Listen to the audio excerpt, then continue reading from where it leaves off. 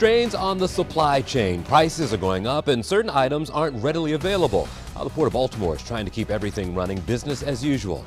And it's not just everyday consumers feeling that financial pinch. High food prices also impacting operations at the Maryland Food Bank, their needs heading into the holidays. And taking to the skies, Thanksgiving travel is predicted to reach pre-pandemic levels. Lots changed in the last 18 months. What BWI wants you to know before you leave the house. Hello everyone, I'm Jason Newton and welcome to 11 TV Hill. Tomorrow, President Biden will sign his $1 trillion infrastructure bill into law. Now, last week, the president paid a visit to the Port of Baltimore to tout the legislation's benefits here in Maryland and across the country. Supply chain issues remain top of mind, especially as we head into the holiday season. But the Port of Baltimore is ready to meet that demand. And joining us now is William Doyle. He is the Executive Director of the Port of Baltimore, Maryland Port Administration. Thanks for joining us this morning. Yes, good morning. How are you? I'm doing well. At this point, we've all heard about ships at sea waiting to get into ports, and we've heard about the delays right now. Just how do the ports of the United States get to this point right now? You had a system of logistics and transportation that is operating off of a 40-year model. So, historically, the Panama Canal could only let one size vessel go through. And as the vessels got larger over the decades, the Panama Canal couldn't let them through. So you have the transportation coming into Los Angeles, Long Beach, and then railed across the country to the East Coast, and Midwest. And that's a model that's probably going to change when the congestion subsides and you get the right sizing of all the ports and gateways in the United States. Fortunately, Baltimore, we're there, we can receive, and we are receiving new cargo containers coming in from Asia, India, and Europe. Is it taking, for us at least, and it sounds like we're in good position right now, but is it taking more manpower or longer hours at all with so many things coming? Because I'm guessing people lived at home for a long time because of COVID. And, I know I was hitting the Amazon button quite often and other things that you have to order. Did that affect needing more people, more hands on deck? Well, what we actually did is, and it's a credit to the International Longshoremen's Association unit, is they took COVID seriously from the get-go. They did glove wearing, hand washing, they had the mask wearing, sanitation of their machinery and equipment. So we had relatively low to no impact on our workforce as a result of COVID because they took it so seriously. Sure. And they kept working through the entire COVID period. Now, there was a downtime at the beginning because your manufacturing base over in Asia and Europe shut down. And that was about a month and a half.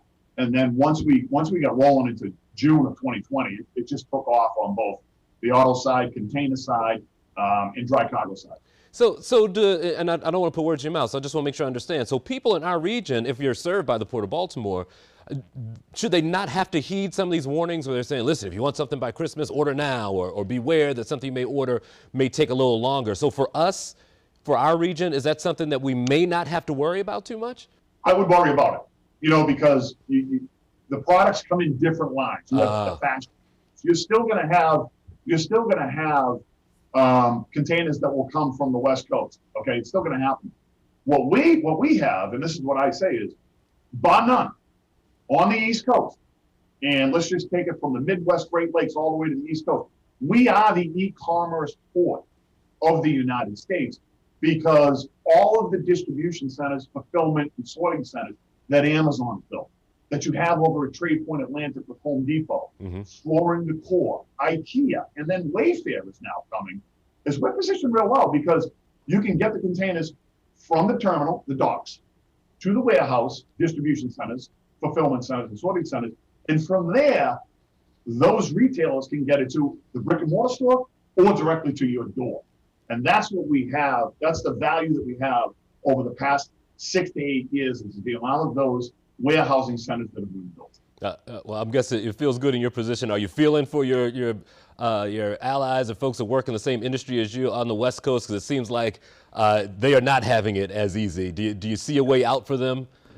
Yeah, I mean, they're friends of mine. It's the community of the ports. All the directors and executive directors know each other. We work together. We're in the same association. I know they're working hard, and what you look at is it's not necessarily the port's fault. Sure. Because the ships are getting unloaded. The containers are going to that terminal. But then you need to get it on rail and into the warehousing districts. And in California, it's called the Inland Empire. It's a place cut out of the desert the size of New England. Wow. Those are chock-a-block full. Yes, it's huge. And then from that Inland Empire, you get the goods going into the Midwest, Great Lakes, East Coast.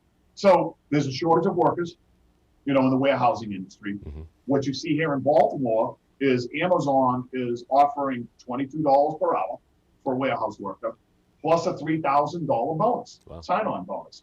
So you're seeing the wages move up, at least on the East Coast. West Coast, they have some work to do. And look, you never want to slight the trucking community, especially here in Baltimore. Sure. They are the linchpin to the Port of Baltimore, to most ports in the United States.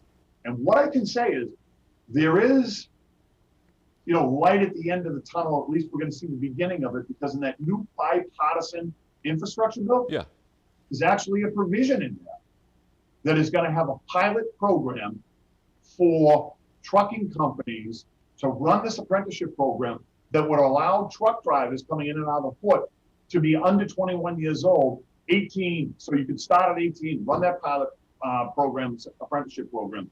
If they complete it, we've got new truckers into the system. Wow. Big deal. I think that's huge, especially here in Baltimore. We'll tell you what, I love the optimism coming from the Port of Baltimore right now. You got me feeling better about this situation. William Doyle, thank you for the time this morning. Yes, sir. Take care. Thank you. Now, these supply chain issues aren't only impacting the timeliness of deliveries, also the costs. Prices have climbed 6.2% in the past 12 months. The country's inflation is at a 30-year high, and this is something that economists are keeping their eyes on.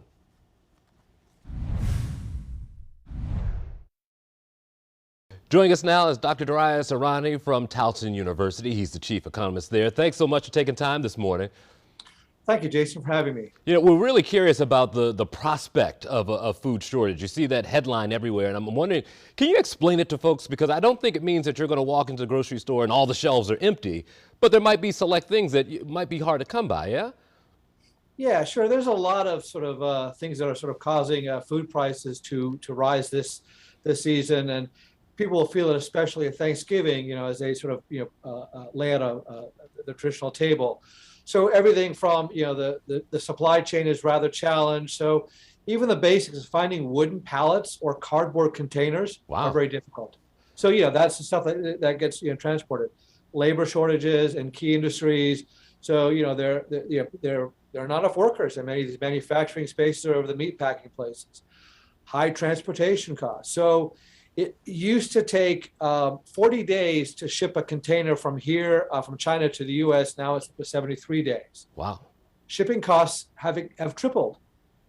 The other thing is, the basics. When you talk about the can of cranberries, that's a steel can. Well, domestic steel production hasn't quite caught up from to pre-COVID levels, but China is now basically reducing its steel production to reduce carbon emissions. Those glass bottles that your red wine might sit on, well, again, they're stuck on the container on their way from China. We had bad weather. We had a late spring drought in the Midwest, which hurt some of the production of corn.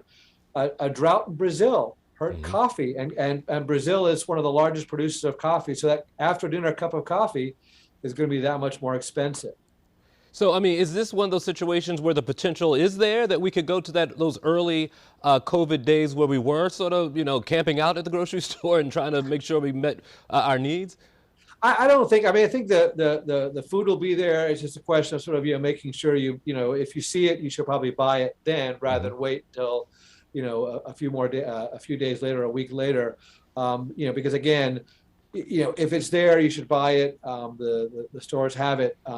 It's just it won't be a lot of plentiful stuff, so it won't be like overstocked. Sure. I know that the energy market is volatile, and so I'm curious also when it comes to whether it's fueling the heat fuel at your house or gassing up the car, even in these supply chains. Can we see it ebb and flow, or are we sort of stuck where we are? Well, we'll probably see a bit of retreat of the gas prices. But we won't see the rapid increases we've seen the last couple of weeks. But we do expect that heating oil and natural gas prices will be a bit higher than they were last year. Gas prices, around $3.50 a gallon, will probably be hovering around that throughout the rest of 21 and perhaps into 22. I mean, OPEC really isn't there to rapidly expand oil production, which would then sort of help soften the prices. So that's going to result in the prices are going to be pretty firm for the foreseeable future. Last thing for you, as families plan their budgets going into this winter season, and it sounds like some of this stuff might be stuck with us for a little while, how should they be thinking about wisely using their dollars?